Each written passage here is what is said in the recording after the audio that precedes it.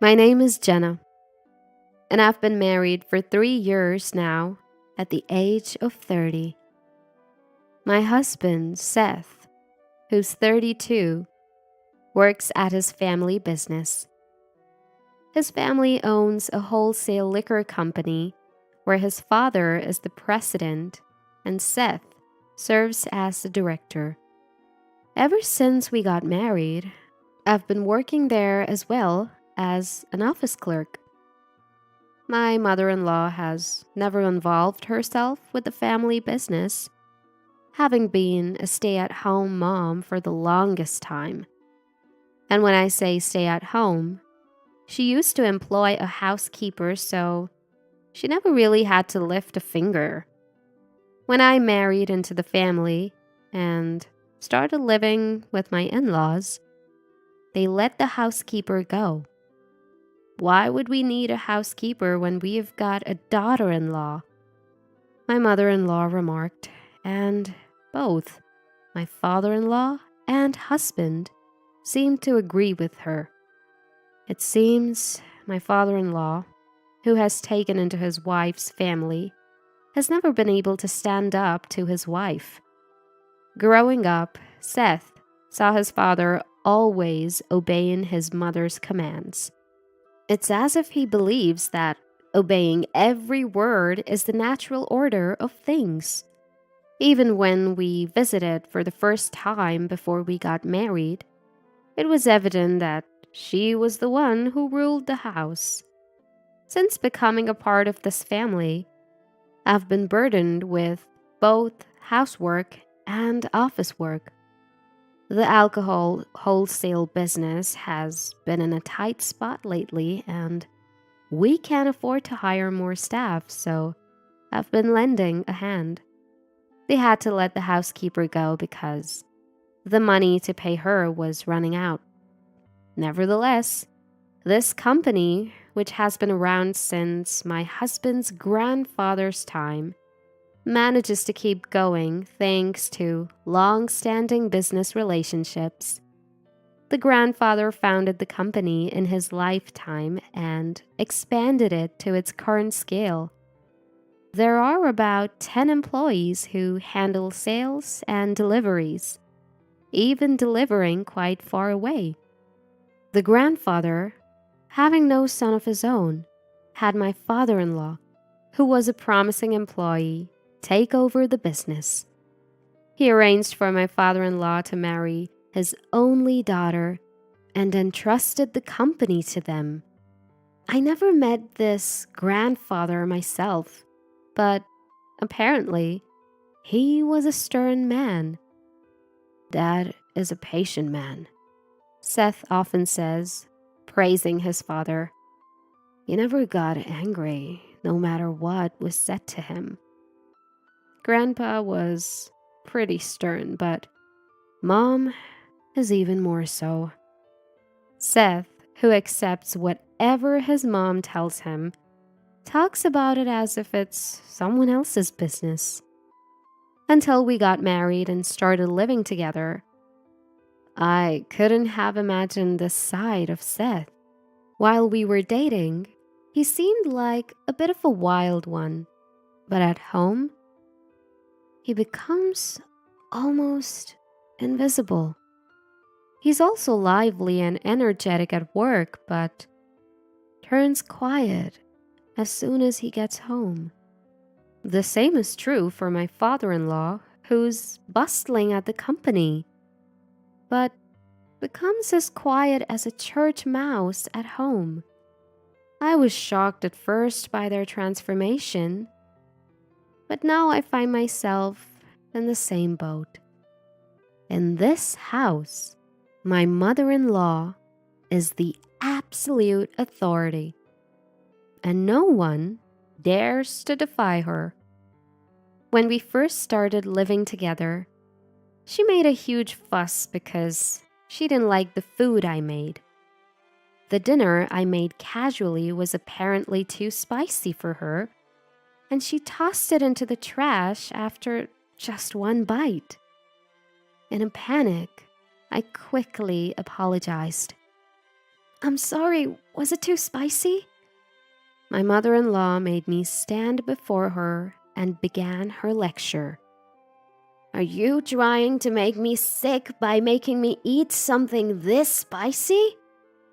I was petrified by the sight of my mother-in-law's face, which looked like a demon. Seth and my father-in-law stopped eating their meals and sat rigidly, their eyes cast downwards. When I cast a fleeting glance at them for help, I saw Seth's face, even paler than mine. When I looked at my father-in-law, he too had a pale face, just like Seth. From their expressions, I could imagine how terrifying my mother-in-law's lectures were.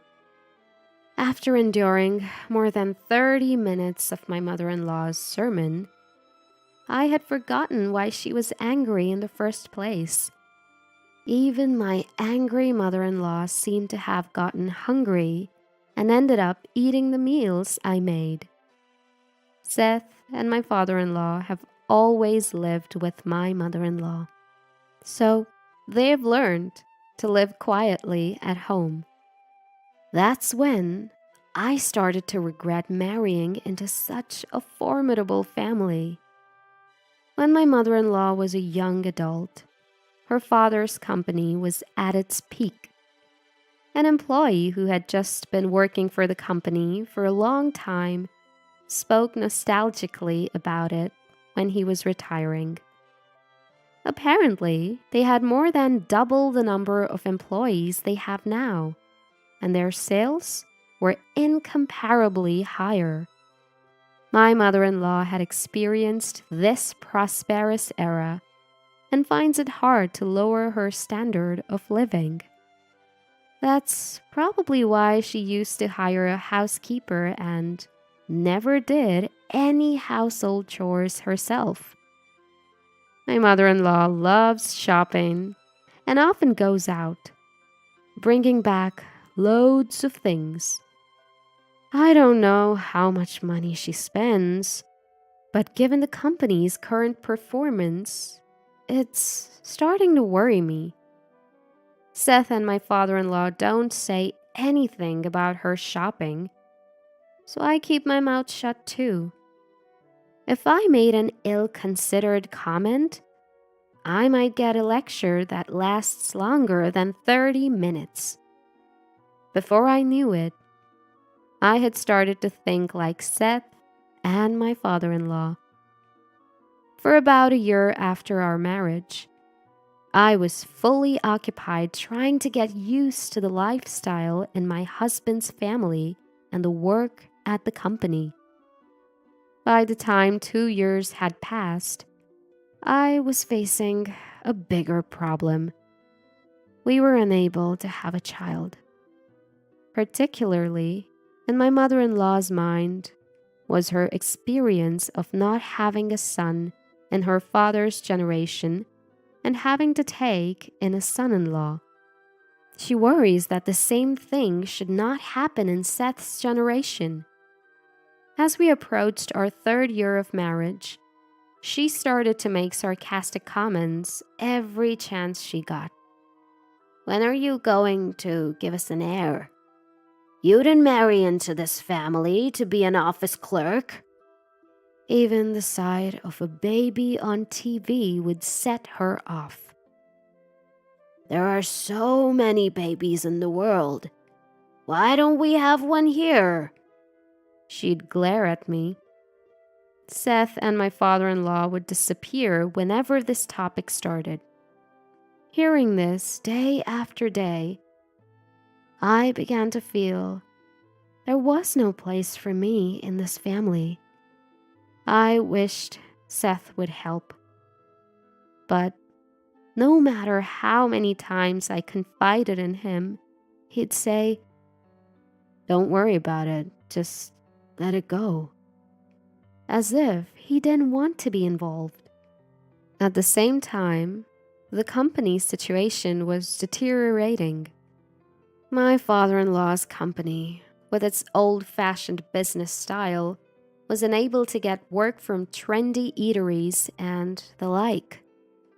My mother-in-law seemed to sense this, even though Seth and my father-in-law didn't talk about it with her. Still, she couldn't stop her favorite activity, shopping, and brought home all sorts of things. Whether she was angry at herself, I don't know, but she'd come home from shopping in a bad mood. Then her anger would be directed at me. "It's Jenna's fault for not producing an heir. That's why I end up buying unnecessary things." My mother-in-law, who blamed me for incomprehensible reasons, seemed to pin all the blame on me. Perhaps because of her daily grumbles, my health started to fail. I asked Seth and my father-in-law to let me take a break from work and got tested at the hospital. Seth seemed hopeful that I might be pregnant, but it was due to stress.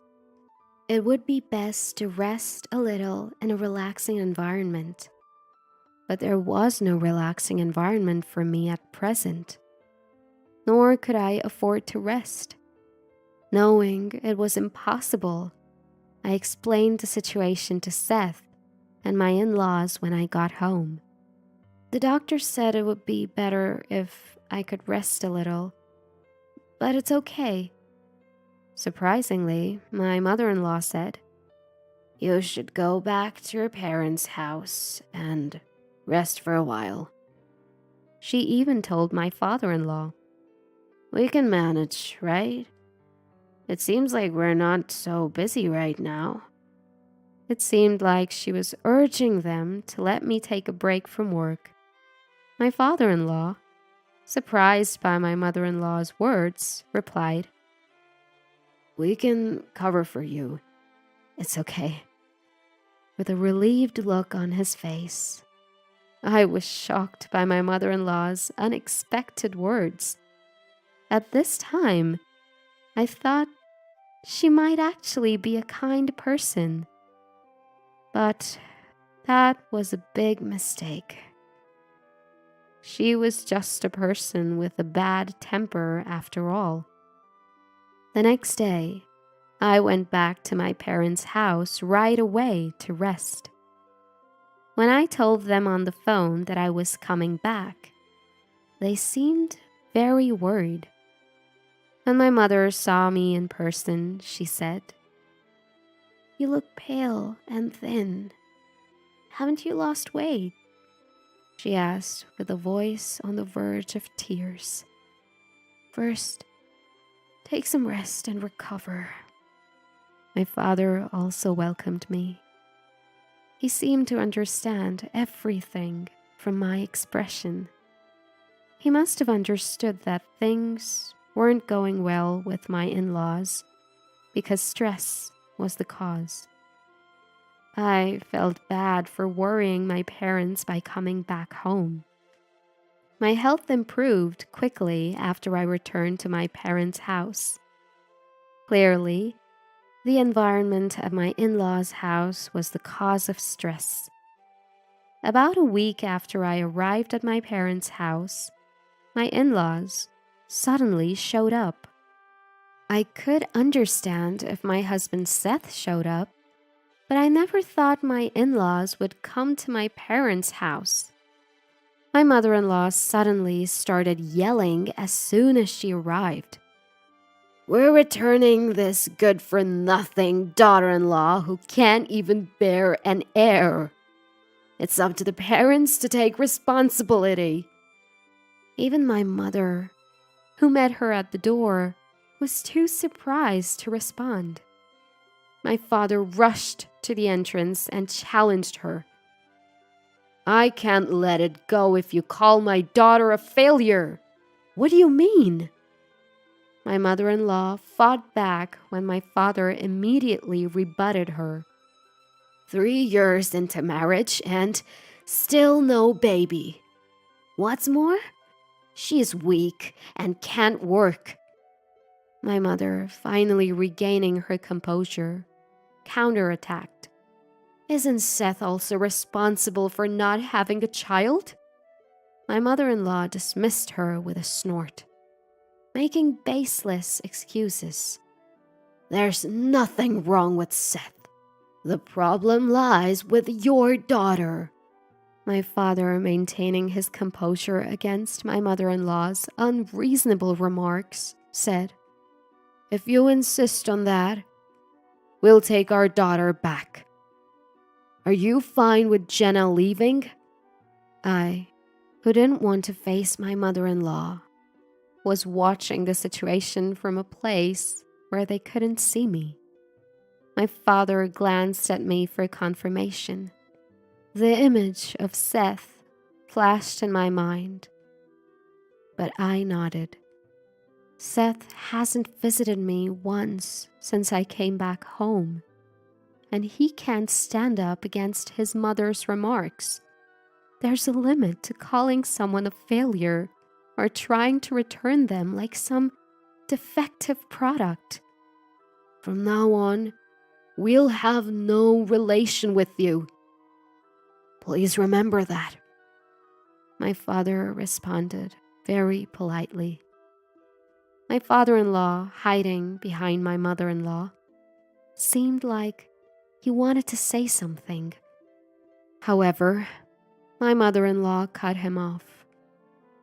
We'll send the failure of a daughter-in-law's luggage later. We'll hire a divorce lawyer too. With that, my in-laws, who glared at my parents, left. Why didn't you say something more to such rude remarks? My mother, this time, turned on my father. Calming her down, he said, There's no use talking to that woman. Don't worry. We'll make her realize her mistake through our actions, not words. My mother, not understanding what my father meant, was still furious. I, however, understood immediately. My father-in-law also knew, which is why he tried to say something. My father runs a restaurant chain and has a business relationship with my father-in-law's company. As someone who used to work in administration, I knew this. In fact, it was my father who introduced me to Seth. He had been doing business with my father-in-law's company since the time my grandfather-in-law was the president. My father's company, which started from a single store and struggled at first, received help from my grandfather-in-law. To this day, with a significantly larger number of stores, he procures all the alcohol and beverages from my father-in-law's company. To be honest, it seems cheaper to source from elsewhere, but they continue trading out of gratitude to my grandfather-in-law. Given that my father's company also runs an affiliated pub, it's a big account for my father-in-law's company. My mother-in-law, who didn't know about this, was able to maintain her attitude towards my father. The next day, my father called my father-in-law's company and told the person in charge, We're ending all transactions with you. The flustered person in charge immediately reported to my father-in-law and Seth. My father-in-law, who had not anticipated that all transactions would be stopped, finally lost his temper with my mother-in-law. Because of you, we have lost a major business deal. The normally gentle father-in-law's fury and the loss of a major deal seemed to have shocked my mother-in-law. What? It's because of me? My father-in-law explained to my mother-in-law that I am the daughter of a major client. When Seth and I got married, this was brought up. and my father-in-law thought my mother-in-law remembered it. She, who didn't care about business, had completely forgotten and only then remembered. Now that you mention it, I vaguely recall something about it when Seth was getting married. Finally, grasping the severity of the situation, my mother-in-law was flustered. Seth also lashed out at her. What were you thinking? Deciding on Jenna and my divorce on your own? I had reported to Seth about my mother-in-law demanding a divorce from me. I don't want a divorce. Moreover, if things continue this way, our company will collapse. Given that my father's company is a large client and profitable, if the transactions stop, they wouldn't be able to manage the business. Presently, all trading partners are demanding lower prices and they're hardly making any profit. My father's company, due to the relationship between my grandfather-in-law and my father, hadn't requested any price reduction. Such a relationship of trust seemed to be the only reason why my father introduced Seth to me. That evening, my in-laws and Seth came to my parents' house, but my father did not allow them inside. At the door, my father asked, "After all the disrespect, what brings you here today?" His anger was evident, as my father-in-law apologized from the bottom of his heart and pleaded, "We are sorry for our behavior yesterday. Could we ask you to reconsider our trade relationship?"